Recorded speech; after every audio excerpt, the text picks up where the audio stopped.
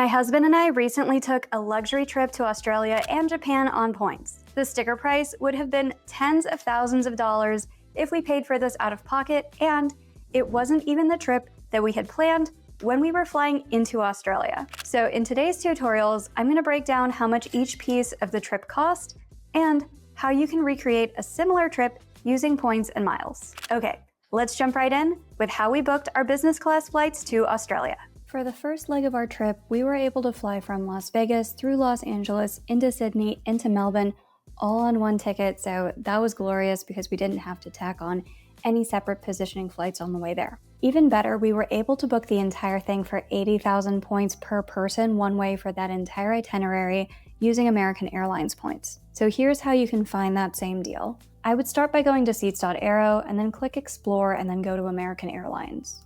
From here, you can do this with the free version where it's only searching 60 days out, but if you are planning to fly all the way to Australia, I think the Pro version would be very useful for you as well. And what you want to do next is click Show Flights from North America over to Oceania.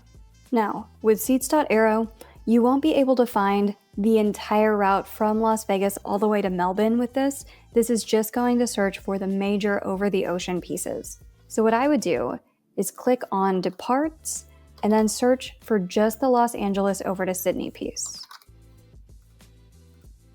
Sort by business class lowest, and we see that we have a few different dates available to search between Los Angeles and Sydney. And for that route, it's only 60,000 miles per person one way with American Airlines. It looks like a lot of the dates available are going to be more last minute right now, where I'm recording this in the beginning of May 2025, and it looks like there's some availability for middle of May, throughout May, into early June as well. So once we see the general time frame of when Los Angeles to Sydney flights are available, what we'll do next is go to American Airlines AA.com. And then from here, you can either just search from Los Angeles to Sydney or search for your entire route from Las Vegas to Melbourne around the dates that you're seeing.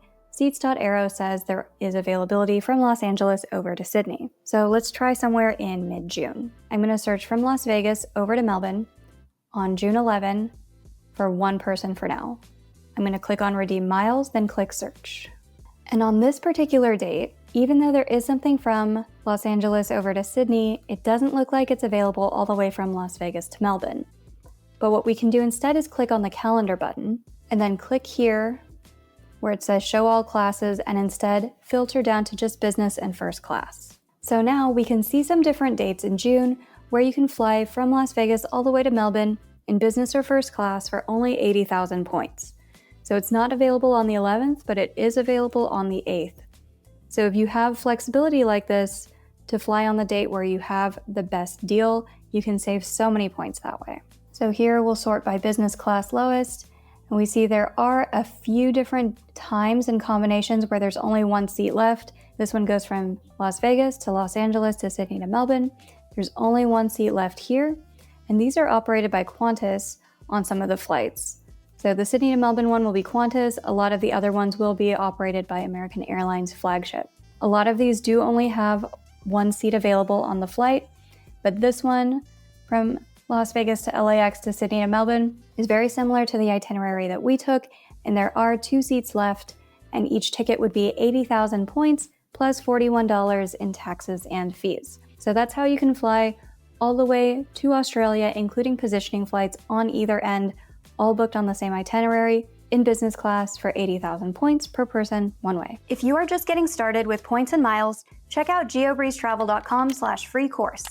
There, you'll find our free Points 101 course to help you get started with making your first redemption. And you'll also receive our free hotel upgrade email template, which thousands of our followers have used to get free upgrades and amenities all over the world. Speaking of hotels, next up is how we booked our hotels in Australia and a couple of techniques to save a whole bunch of money on luxury suites and hotel brands. For the next part of the trip, we had to book some hotels for Australia. So for the Melbourne piece, we stayed at the Grand Hyatt in Melbourne. And the way that you can find the same rate that we booked is to go to Hyatt.com and then search for Melbourne up here. And we booked the suite upgrade rate. And you're gonna have a much easier time finding this kind of rate if you are booking further out in the calendar. So let's say that we wanted to search April 2026 using points and then click Find Hotels. From here, we would click on the Grand Hyatt in Melbourne, and then we are going to click on Suites right here. This is the room we booked. This is the Grand Suite King, which has a bedroom, separate living room, and it's a great hotel in a very central location. Instead of booking this for 24,000 points, or booking it for $591 per night, what I would recommend doing is clicking on this plus 2 more rates, and then looking to see if there's the LP Suite points upgrade. For this rate, you will end up paying the base rate and then 6,000 points per night to upgrade, but you get a much higher cents per point valuation that way, and we'll go over just how good of a deal that is near the end of this video when we go over the summary of the total costs, both in points and in dollars. Now for the Sydney portion of our trip, the cash rates were actually very favorable compared to the points rates. I had the Park Hyatt Sydney booked, but it wasn't that good of a rate, so I went ahead and canceled that and used this trick instead. I used my Amex Platinum Fine Hotels and Resorts benefits, because if you have the Amex Personal Platinum card, you have a $200 credit to use every year with their Fine Hotels and Resorts booking platform. And to find the best hotels to use this at, what I would recommend doing is going to maxfhr.com and then search for the city that you are traveling to. So here we're going to type in Sydney. Then go ahead and click on search, and you can see that it'll show you what dates and what hotels have some of the best rates. So the Four Seasons Hotel Sydney, you can book this as low as $200 per night, which is pretty crazy. Same thing for the Intercontinental Sydney and the Sofitel Sydney Darling Harbour. Both of those are only starting at $211 per night, and given how these are right on the water, right on the harbor with Sydney, these are really, really good rates. So I've never stayed at a Four Seasons before, but I thought this would be a really good time to experience Four Seasons. And Max FHR will also tell you what kind of additional benefits that you'll get at those hotels by booking through FHR. So for example, with the Four Seasons Hotel Sydney, you get a $100 food and beverage credit, and you also get free breakfast for 2 people every day. So to actually book this, I always just end up logging into Amex or Googling American Express Fine Hotels and Resorts. Then when I'm logged into Amex, click on Travel, then book Fine Hotels and Resorts right here. So then we'll search for a destination. Here we're going to type in Sydney. And let's use the timing that they recommended over here on Max FHR. So let's say that this would be in September. So we'll just set up our search like this, then go ahead and click on search. And then here we see Four Seasons Hotel Sydney, starting at $208 per night or 20,000 points. Please don't pay that. Instead, what we did was book this for a couple of nights. We got $200 off the final bill, and my husband and I actually each have the Amex Platinum card, so we ended up booking a total of 3 nights and just asked the hotel once we checked in to merge the 2 reservations, so we got to stay in the same room and got $400 off of our total bill. Plus, we also got 2 of those $100 food and beverage credits, and we were able to get free breakfast every day of our stay. If you're in the market for a new card so you can earn points to travel like this, but you're not sure what card to get, check out our free credit card consultation form at geobreezetravel.com/consultations. We'll send you a personalized recommendation based on your particular goals, budget, and lifestyle. So next, we actually changed up our travel plans. Originally, this trip was supposed to go through Singapore, but sometimes plans change last minute. So here is how we navigated that change to find a flight back from Japan instead. So from Australia, we were actually supposed to go up to Singapore and then home from Singapore. However, I didn't love the flight deal that I had from Singapore. It involved going through Turkey on Turkish Airlines. We had a long layover there. It was going to take 30 hours to get home. And I was just hoping something would pop up last minute with Singapore Airlines, but it didn't. So this is where being flexible can really help you as well, because I really didn't want to spend 30 hours in the air, but we were very flexible on destination. And so I was searching what's the best way to get home from Asia back to the West Coast on the date that we needed to fly.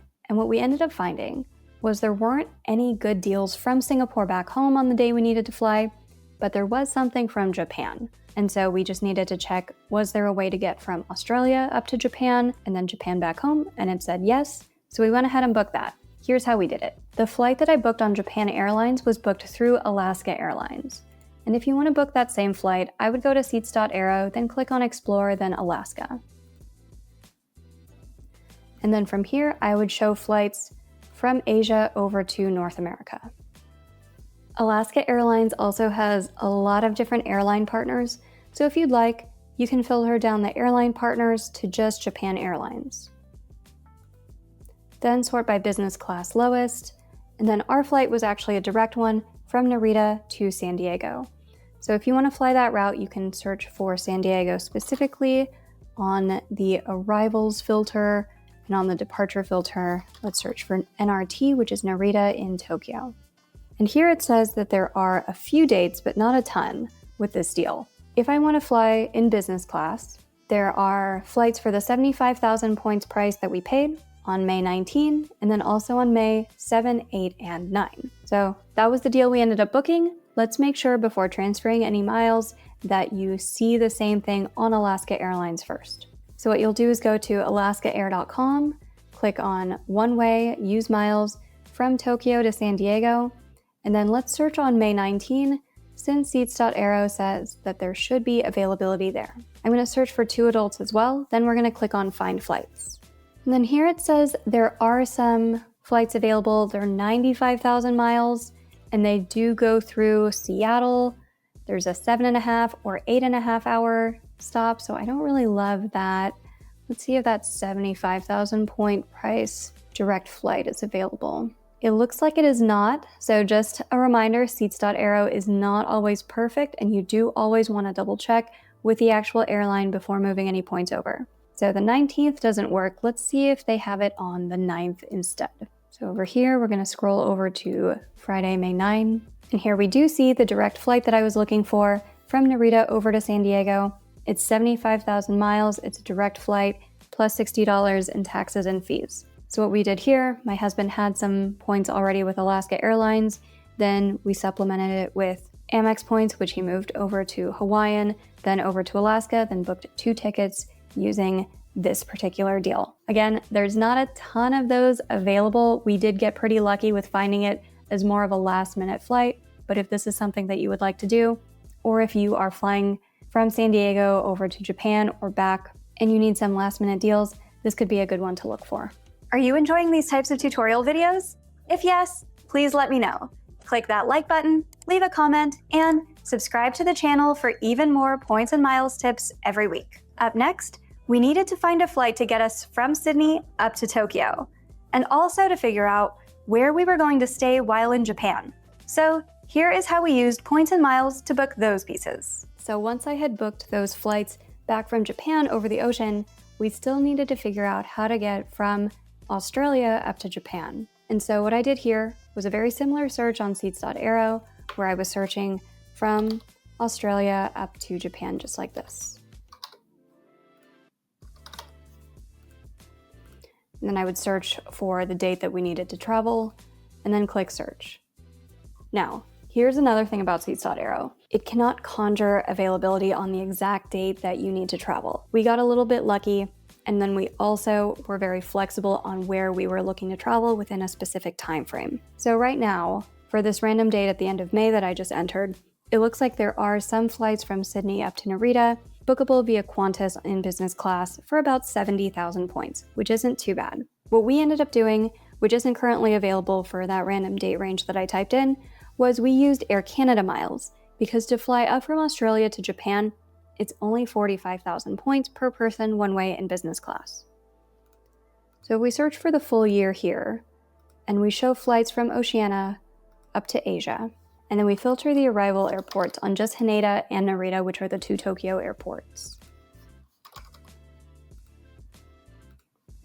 And then sort by business class lowest.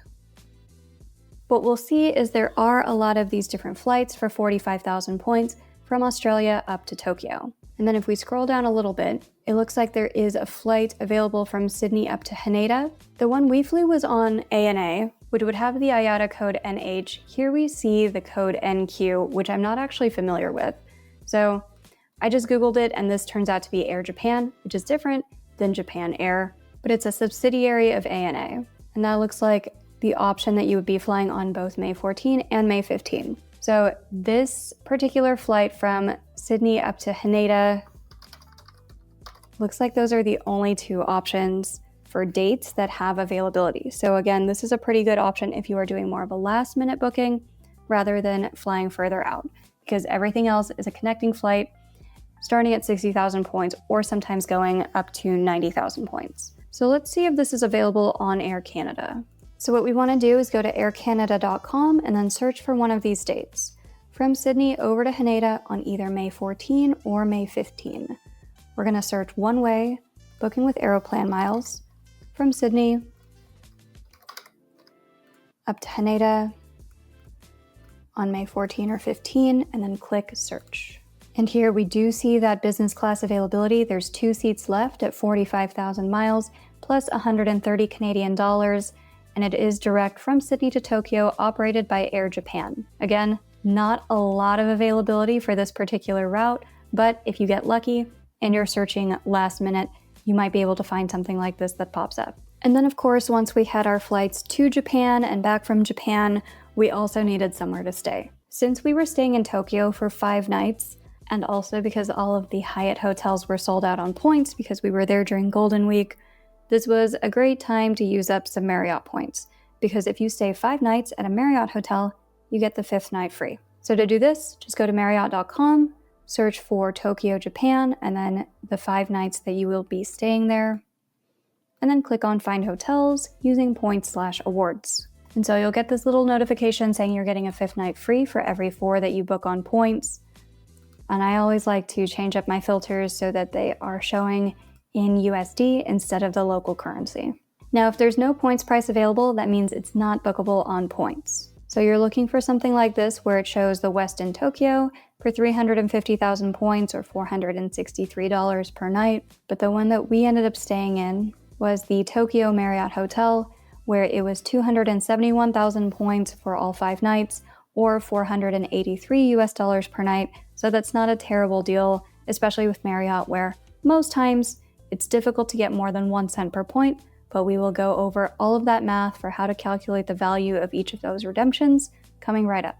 Our last walkthrough covers the total cost of the trip in points and money, and how much value we got out of our points to save the tens of thousands of dollars off the sticker price of this trip. And if you're interested in leveling up your points and miles game and maximizing your points too, we have a couple of options for you. The first one is the GeoBreeze Travel Patreon, which you can join starting at just $5 per month through patreon.com/GeoBreezeTravel.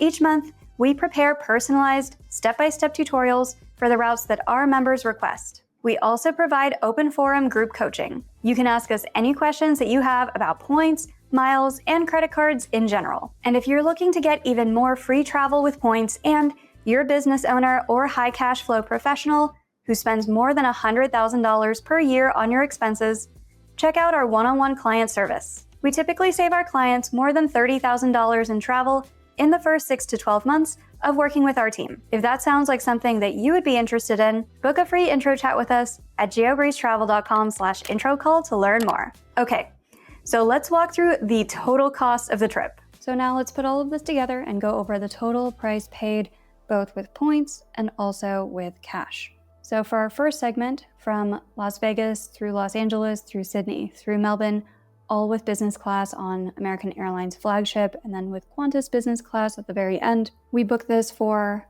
80,000 points per person, so 160,000 points for 2 people, plus $78 in taxes and fees. The retail value of this flight, when I checked it on Google Flights at the time of booking, was about $15,000 for 2 tickets, so that is a cents per point redemption of 9.4, which is pretty solid. In Melbourne, we stayed at the Grand Hyatt in Melbourne for 3 nights. Using this suite upgrade rate, we ended up paying a total of $756 out of pocket, plus $18,000 in points. By booking it that way, we ended up with a total retail value for the 3 nights in the suite of $2,172, which gets us a cents per point of 7.9, which is much higher than what we would have gotten if we had just booked it straight out with fully funding it on points in order to not have any cash out of pocket. So this is one of those cases where you kind of need to decide what you want to optimize for. Do you want lower total out of pocket costs, or do you want to get higher cents per point valuation and stretch your points to higher values that way? To fly from Melbourne over to Sydney, we just flew that in Virgin Australia Economy since it was such a short flight. And for that one, The flight was just about $150 per person one way, so this was a perfect use case for our Venture X credits. We just ended up booking this through the Capital One Venture X portal, got $300 or $285 in this case, just credited back to the credit card that we used for that. So that flight was, quote, free because it was covered by the benefits that we get by paying the Venture X annual fee. When we were in Sydney, we stayed at the Four Seasons Sydney by using our Amex FHR credits. We stayed for 3 nights. So I booked 2 of them on my card. My husband booked 1 on his card. And then once we checked into the hotel, we just asked if they could merge the 2 reservations so that we wouldn't have to switch up rooms in the middle of our stay. The total cost for the 3 nights at the Four Seasons would have been $774, and we got $400 of that credited back to our credit cards. So our out-of-pocket spend there was $374 for 3 nights at the Four Seasons. Flying from Sydney over to Haneda in ANA business class, we needed 2 tickets there, and it would be 45,000 points per person one way. However, I had moved some points over to Air Canada when there was a 20% transfer bonus, so this flight effectively came out to 75,000 points for the 2 tickets, plus about $257 in taxes and fees. The sticker price for that one at the time of booking, when I checked it on Google Flights, would have been close to $6,000, so the cents per point valuation there is 7.6. When we were in Tokyo, we stayed at the Tokyo Marriott Hotel for 5 nights, so we got the 5th night free, paid a total of 252,000 points for the 5 nights, and the retail value of that was $2,225. Cents per point valuation, not great, but not terrible for Marriott. I got about 0.9 cents per point. And given that everything else was sold out and it was Golden Week, and I was able to make up for it with the different flight deals to and from Japan instead, I'm calling it good. To fly back from Japan, we flew Japan Airlines business class from Narita back to San Diego, booked 2 tickets with Alaska Airlines, spent a total of 150,000 points for the 2 tickets, plus $120 in taxes and fees, and the retail value for those 2 flights would have been $11,888, so we got a 7.8 cents per point redemption there, which is great. And then we needed to get back home from San Diego, so we just booked this as a cash flight with Southwest. At the time we were booking this, I was highly considering the Bilt transfer bonus, because Bilt and Southwest are now transfer partners. The cents per point valuation I was getting was 3 point something, maybe 4, and with those Bilt points, I value those so highly because of their 100% transfer bonuses to places like Virgin Atlantic or Air France or Air Canada. So we ultimately decided to just spend $256 for 2 economy tickets and save our Bilt points for another day. So in total, we paid 655,000 points plus $2,125 in taxes, fees, and positioning flights. We got $685 of statement credits, and the sticker price retail value for this entire trip would have been a little bit more than $38,000. The overall cents per point valuation is 5.6 cents per point, but if you want to exclude Marriott from that, because Marriott valuations are so much lower than everything else usually, then the average cents per point would be more like 8.6. Keep in mind, this does not account for a couple of things. I don't include the value of breakfast or the food and beverage credits and all of those things here. And it also doesn't include the change fees and cancellation fees. If you're the kind of person who is switching up your flights very often, or you're kind of traveling on a whim or searching for good deals and making redundant bookings, change fees are part of the deal. You could limit yourself to the more US-based airlines like Alaska, United, Delta, American Airlines. They're a lot more generous with their cancellation policies and refunding your points back without charging you any fees, but you're oftentimes sacrificing a little bit of cents per point that way. So for me, I've paid a lot in cancellation fees and just change fees over the last year from switching up my travel plans to better deals. It's just part of the game if you want to approach it that way. Because my original itinerary looked more like this, where instead of going to Japan, we were going to go to Singapore. So the flight deal that I had gotten from Sydney to Singapore was going to be with Singapore Airlines business class, bookable with Air Canada. Exactly the same points price as what we got with ANA, but a lower cents per point redemption because you're just flying a lot further with Japan, and ANA was more expensive than Singapore Airlines. We were going to stay at the Singapore edition with Marriott with 5th night free, and I had applied some suite night upgrades to that. Assuming if they were to be approved, which is a toss-up, that would have been a great Marriott redemption. That would have been 3.8 cents per point, which rarely happens with Marriott. But now, since we went up to Japan, I got a much lower valuation with Marriott, and those suite upgrade certificates are probably going to expire on me again. It's just part of the trade-off that you make when you decide, I don't want to take this 30-hour Turkish Airlines business class flight that I had booked from Singapore through Istanbul back into Denver. We paid about 192,000 points for 2 tickets there. It would have been a 3.8 cents per point redemption. So ultimately we got much better valuations by going to Japan.